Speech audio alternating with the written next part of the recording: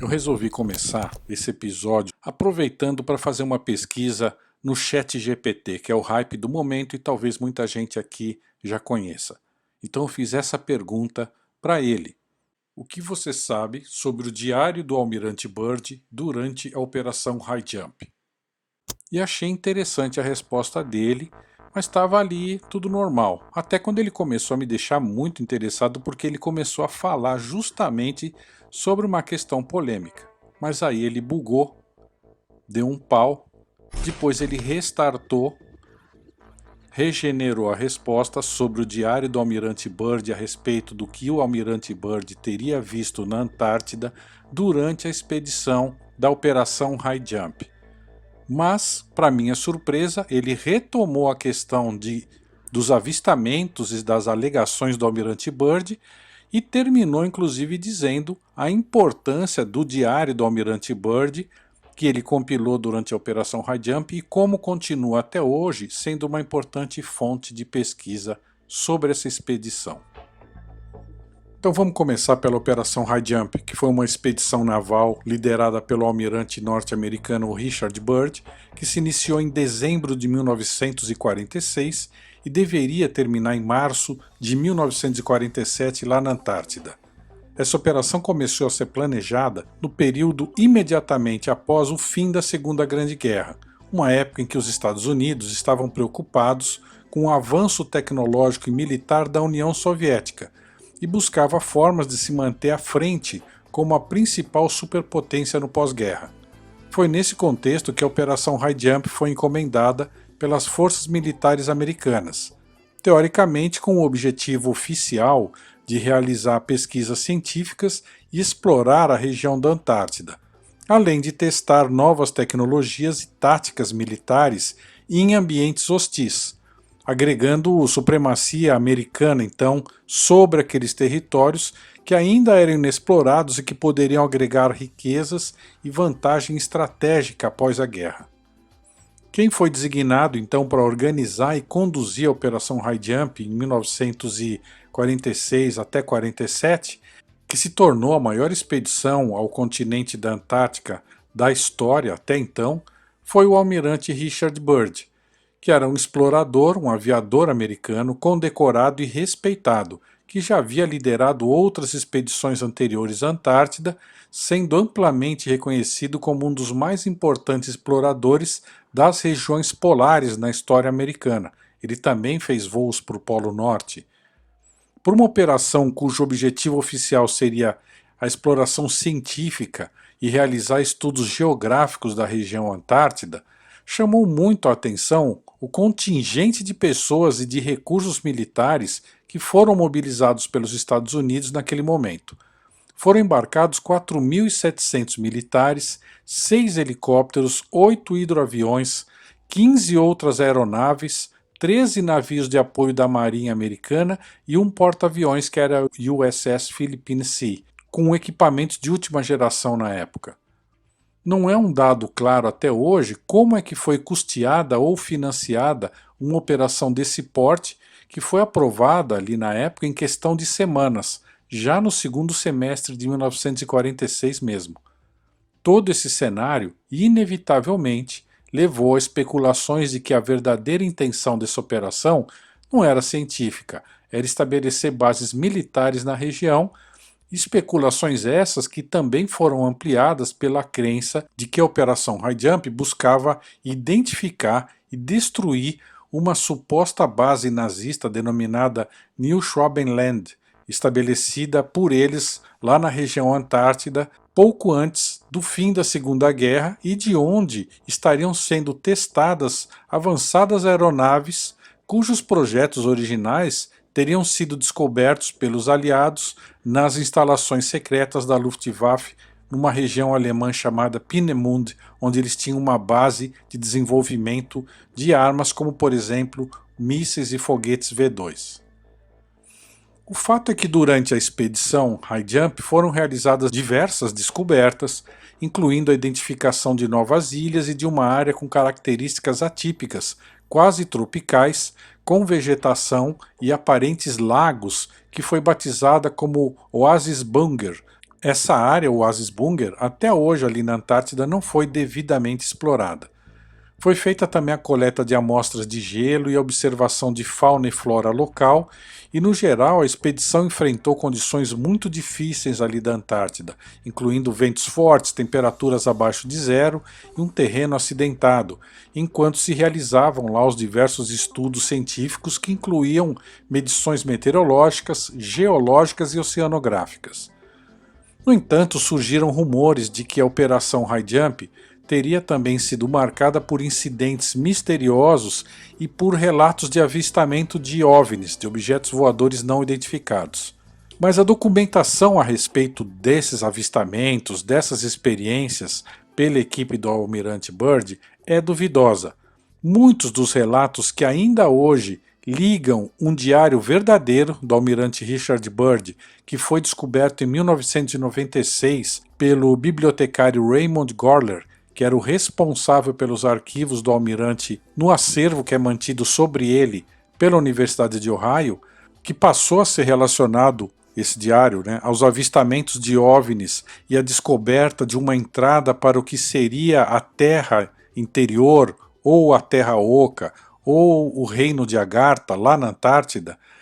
e o contato que o almirante Byrd então teria tido com seres arianos de uma civilização milenar que habitaria essa área da Terra interior. Seres esses que teriam orientado o almirante em relação aos riscos das experiências com armas nucleares que os humanos aqui de superfície vinham fazendo naquela época, inclusive tinham detonado a bomba de Hiroshima e Nagasaki em 1941. Essa relação entre o diário dele, que foi descoberto em 96, e essas supostas experiências com OVNIs e com esses seres, a gente pode dizer que são distorções, porque esse diário dele relata os detalhes de voos que ele fez sobre o Polo Norte, e que fica na região ártica e não na Antártida, 20 anos antes, em 1926. Os livros, como The Missing Diary of Admiral Richard E. Byrd, Who Lives Inside Our Earth,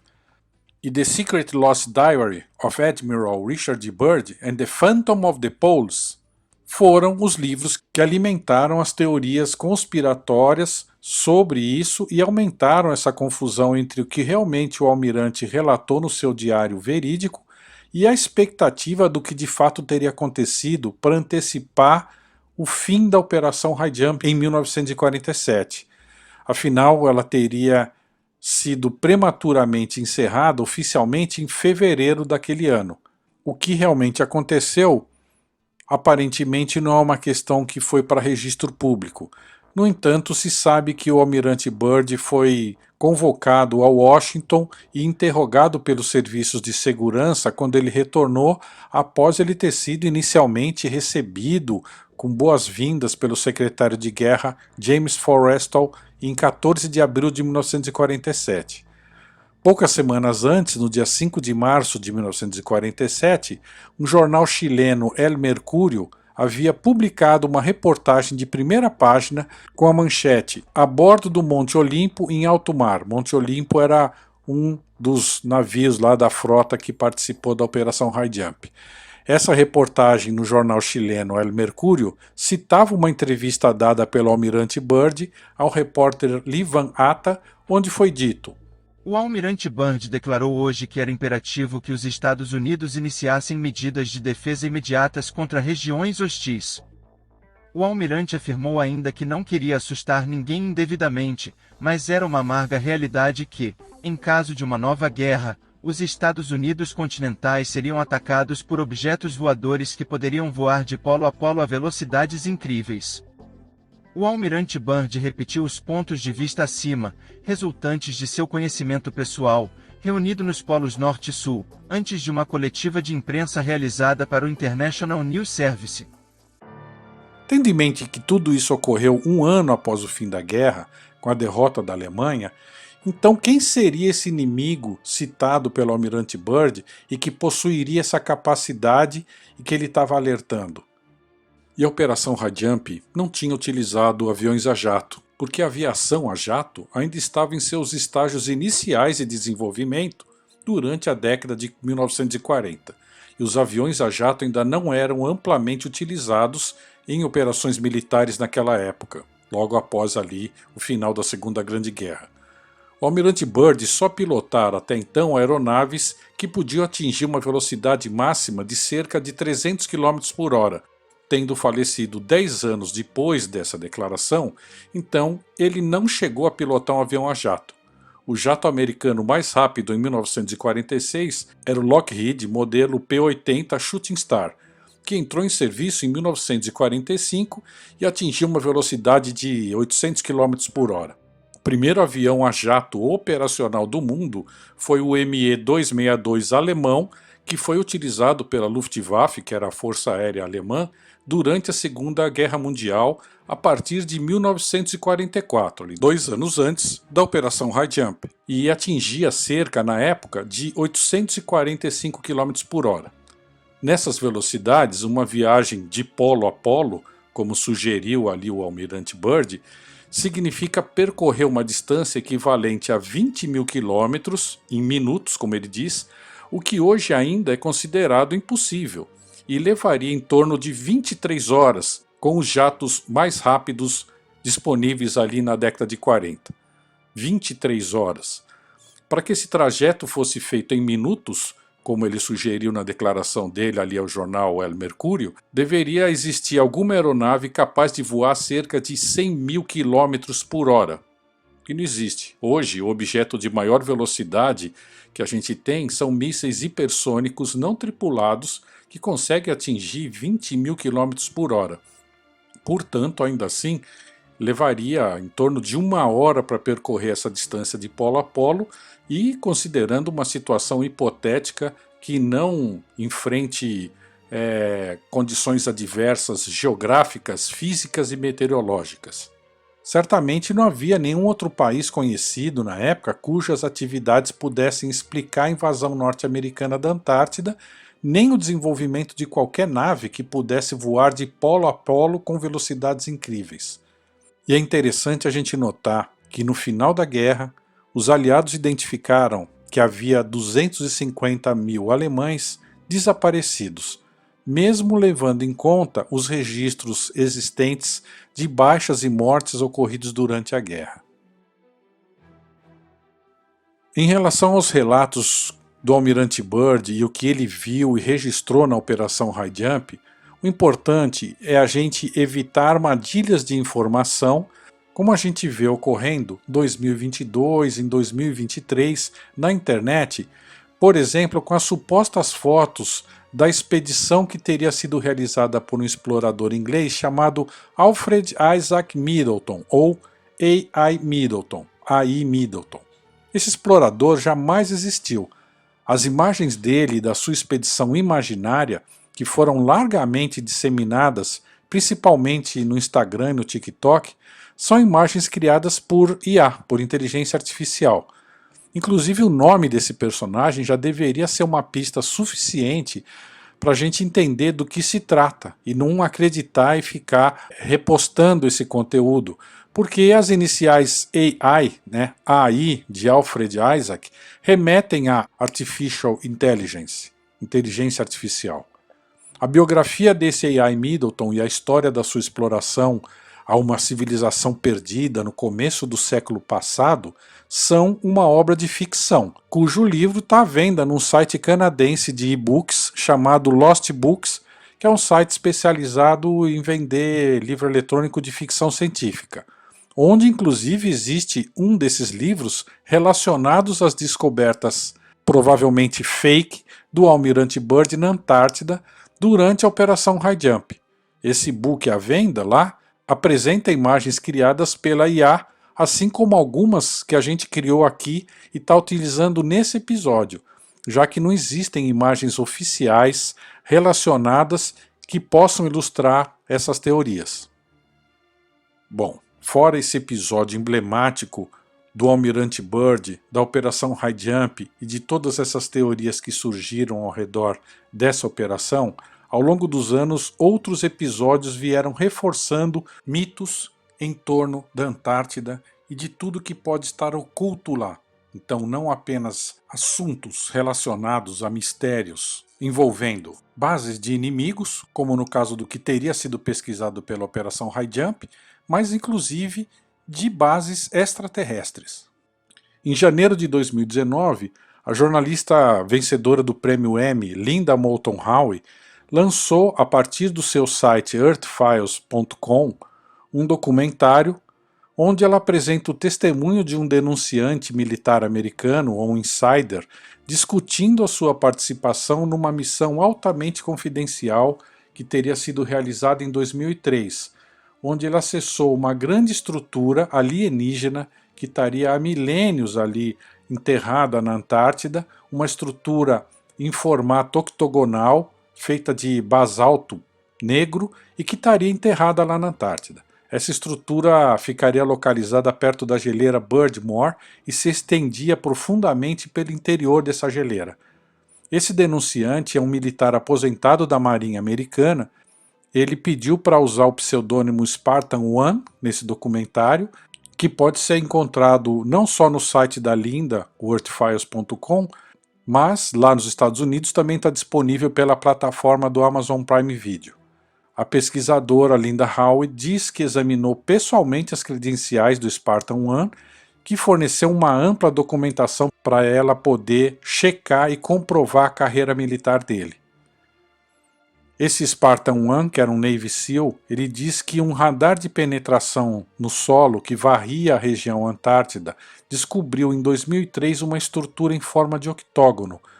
Uma equipe de operações especiais da Marinha Americana foi destacada para a Antártida, então, para investigar essa estrutura octogonal que estava perto da geleira Birdmore, que fica a cerca de 150 quilômetros da estação americana chamada McMurdo. Outra equipe anterior, de engenheiros e cientistas, tinha escavado a camada superior desse octógono, feito de basalto, que foi construída em cima de mais outras duas estruturas octogonais também pretas, que desciam profundamente nas geleiras por uma profundidade de 3 quilômetros. No documentário, o Spartan One descreve o lançamento dessa missão a partir de um porta-aviões que ficou ali perto do Mar de Ross, na Antártida Ocidental. Ele foi levado de helicóptero até a estação McMurdo, que é a maior base americana na Antártida, e depois, por transporte terrestre, ele chegou até o local onde fica essa estrutura. Spartan One descreveu a entrada de uma porta a aproximadamente 15 metros debaixo do gelo. Ele estimou que as paredes dessa estrutura tinham cerca de 6 a 10 metros e um pé direito com uns 9 metros, mais ou menos. Ele disse que as paredes, o teto e o piso eram feitos de um material que é basalto, uma pedra preta que parecia mármore brilhante, onde a temperatura ali interna era de cerca de 20 a 22 graus Celsius. Era um espaço iluminado por uma fonte de luz verde-limão que era projetada do teto e do chão, mas não se via nenhum equipamento de aquecimento ou lâmpadas e fios, o que aumentou o mistério sobre como essa estrutura enterrada ali havia sido desenvolvida. Segundo ele, apenas parte da estrutura foi descoberta até agora pelas equipes arqueológicas, com o restante estando ainda enterrado sob o gelo e se estendendo muito mais abaixo. O radar de penetração no solo mostrou que essa estrutura octogonal cobria uma área de 62 acres, que equivale a mais de 250 mil metros quadrados. O Spartan One descreveu as paredes e portas como sendo cobertas por hieróglifos que se assemelhavam aos hieroglifos egípcios e maias, mas não eram exatamente dessas civilizações e tinham cerca de 20 centímetros de altura e 5 centímetros de profundidade. Significativamente, um dos símbolos era muito semelhante à conhecida imagem do Sol Negro usada pela SS nazista e que mantinha uma grande versão desse símbolo encravada inclusive no chão do seu quartel-general no castelo de Wewelsburg. É um símbolo que continua inclusive a ser proibido hoje na Alemanha porque está relacionado à lei de propaganda nazista, e esse símbolo foi visto recentemente sendo usado em uniformes de determinados destacamentos do exército ucraniano, agora na recente guerra com a Rússia. O Spartan One explicou que parte da sua missão era transportar cientistas que documentariam a estrutura enterrada e esses símbolos hieroglíficos, tirando fotos e fazendo desenhos. Ele foi informado e acredita que a estrutura tenha sido construída por um grupo de extraterrestres de aparência humana que estavam envolvidos na engenharia genética da humanidade e que têm contatos com uma coalizão de países que inclusive fez viagens espaciais a pretexto de ir para a Estação Espacial Internacional, mas que na verdade estava participando já de experiências relacionadas ao contato com essas raças. Um outro episódio interessante envolvendo o continente antártico é a Arca de Gabriel. A Arca de Gabriel seria um artefato que na verdade não é mencionado na Bíblia cristã. É um dispositivo misterioso ou uma arma secreta sobre a qual somente há poucos anos se começou a ter informações e surgirem especulações, que mencionam que essa Arca de Gabriel teria sido escondida numa instalação secreta mantida pela Rússia na Antártida. Esse artefato, a Arca de Gabriel, tem laços com as fés cristã e islâmica, já que o arcanjo Gabriel é sagrado para ambas as religiões. Ele antecipou o nascimento de Jesus para a Virgem Maria e ditou todo o Alcorão ao profeta Maomé. Quando os cruzados católicos romanos saquearam Constantinopla em 1204, a Igreja Ortodoxa Oriental teria conseguido esconder o conteúdo de um manuscrito da Catedral de Santa Sofia intitulado Instruções de Gabriel a Muhammad. O documento detalha a mensagem que o arcanjo teria então entregue a Maomé numa caverna perto da cidade sagrada de Meca, na Arábia Saudita. Ele fala de um objeto chamado de arca que contém um poder tremendo e pertence apenas a Deus. Essa arca foi proibida de ser usada até o dia da ressurreição e até então deveria permanecer enterrada num altar dentro do lugar de adoração dos anjos antes da criação do homem. Para os seguidores do Islã, o local de adoração dos anjos antes da criação do homem não podia ser outro lugar senão Meca, a cidade sagrada onde todos os muçulmanos devotos devem fazer uma peregrinação anual que dura 5 dias, pelo menos uma vez em suas vidas. E é ali que se diz que a Arca de Gabriel teria sido enterrada, debaixo da grande mesquita, esperando silenciosamente pelo fim do mundo. Porém, o que aconteceu? Para atender adequadamente o crescente afluxo de peregrinos que vêm rezar na grande mesquita, a estrutura da grande mesquita teve que ser expandida continuamente ao longo do tempo e, durante esses esforços, essas obras de construção, uma equipe de trabalhadores supostamente teria descoberto a Arca de Gabriel e isso teria sido comunicado então às autoridades que providenciaram a remoção segura do artefato secretamente, pelo menos deveriam. As consequências dessa ação foram graves. No dia 11 de setembro de 2015, a gente tem uma notícia que um guindaste caiu, causando 107 vítimas fatais, incluindo uma tripulação de 15 homens envolvidos ali na obra e ferindo até 238 pessoas. Os adeptos dessa conspiração da Arca de Gabriel alegam que, para encobrir o fenômeno, o porta-voz da presidência da Grande Mesquita e da Mesquita do Profeta atribuiu o chamado acidente a uma forte tempestade de areia, ventos e chuvas torrenciais que ocasionaram lá a queda do guindaste. Num relatório atribuído ao Ministério da Defesa da Rússia, consta que seria nesse dia que a equipe de construção tentou remover a arca, e se afirmou então que os trabalhadores foram mortos por uma emissão de plasma expelida do solo com tanta violência que derrubou o guindaste. Dias depois, no dia 24 de setembro também de 2015, ocorreu um novo acidente, um novo desastre, dessa vez 3 dias depois do Hajj, lá da peregrinação, vitimando pelo menos mais de 2.000 fiéis. A causa teria sido uma inexplicada debandada, um estouro ali da multidão, cujas origens ainda não foram esclarecidas.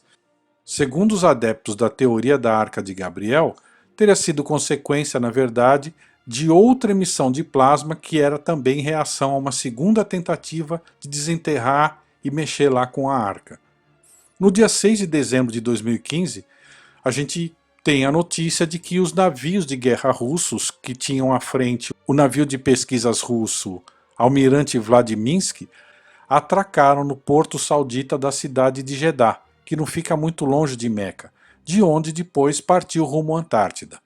Para os adeptos da teoria da Arca, logo após o segundo grave acidente lá em Meca, os emissários da grande mesquita decidiram que não correriam mais riscos e procuraram o patriarca Kirill, que é o sumo sacerdote da Igreja Ortodoxa Russa, sabendo não apenas que a igreja estava de posse das instruções de Gabriel para Mohammed, mas que também essas instruções provavelmente continham informações sobre como deslocar essa arca com segurança. 2 meses depois, em fevereiro de 2016, o sacerdote Kirill, que é o chefe da Igreja Ortodoxa Russa, e o chefe da Igreja Católica Romana, que é o Papa Francisco, se encontraram pela primeira vez em 962 anos, num evento que ficou conhecido como Declaração de Havana, quando, segundo acreditam os teóricos da conspiração da Arca de Gabriel, na realidade o Papa teria entregue ao patriarca Kirill informações vitais que faltavam no manuscrito que havia sido lá obtido na Catedral de Sofia em 1204. Imediatamente após o encontro, o próprio patriarca Kirill viajou para a Antártida para supostamente realizar um ritual usando os documentos antigos no processo de guardar de forma segura, lá no continente remoto, o artefato. Vladimir Putin estaria ciente do potencial cataclísmico da Arca de Gabriel e teria autorizado que os seus navios de guerra transportassem a Arca de Gabriel para a Antártida, seguindo as precauções fornecidas pelo patriarca Kirill. Desde então, esse poderoso artefato ancestral estaria selado em algum lugar lá da Antártida a fim de manter o mundo a salvo dos seus efeitos. Além de tudo isso, a gente ainda tem imagens que vêm sendo divulgadas e gerando muitas dúvidas e especulações desde que o acesso a plataformas como o Google Earth se popularizaram. A gente tem uma imagem que é frequentemente questionada como sendo indício da existência de um disco, de um objeto em formato de disco de grandes proporções que estaria enterrado lá no continente antártico, assim como outras estranhas entradas que volta e meia aparecem em fotos do Google Earth e que ficariam em determinadas áreas ali da região e que são visíveis nas fotos de satélite. Em julho de 2021, as câmeras da Estação Espacial Internacional captaram várias esferas, vários orbes, passando por cima da região antártica, que pareciam uma frota atravessando ali aquela região pelo espaço.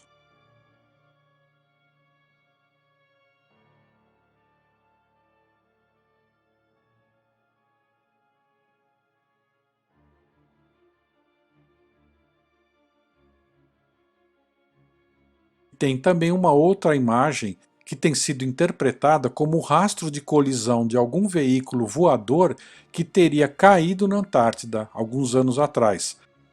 Algum tempo depois que essa foto foi identificada, surgiram naquela mesma localização imagens de satélite do que seriam tanques de guerra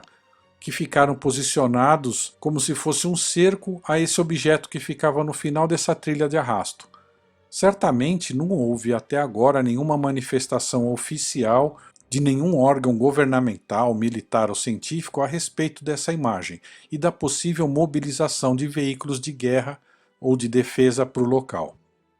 E você, mente aberta, o que pensa sobre o continente da Antártida? Ele abriga realmente mistérios e segredos que poderiam envolver desde bases secretas híbridas até civilizações ancestrais avançadas? Ou você acredita que o máximo que os impactos climáticos e a mudança gradual que vem ocorrendo no nosso polo magnético aqui na Terra poderão nos revelar apenas curiosidades naturais e descobertas científicas relacionadas a uma fauna e flora já extinta no passado remoto daquele continente? Boas reflexões, mentes abertas.